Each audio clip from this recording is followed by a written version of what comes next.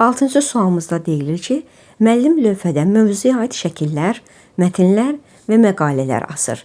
Tapşırığın mövzu haqqında sadəcə məlumat vermək yox, ipuclarını birləşdirərək ümumiləşdirməyi, ortaq olan məlumatı müəyyən etməyi tapşırır.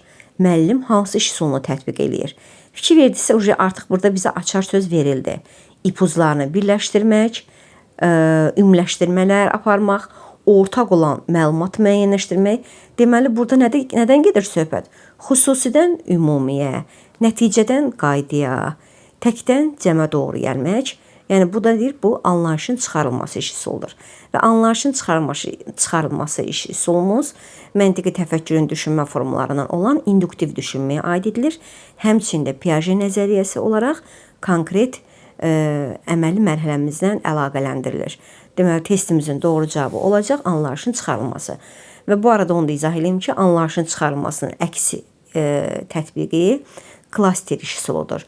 Klasterdə isə ümumi bir nəticədən xırdalanır və xüsusi nəticələrə gəlir. Yəni, sən artıq qaydanı bilirsən və o qaydanı xırdalayırsan.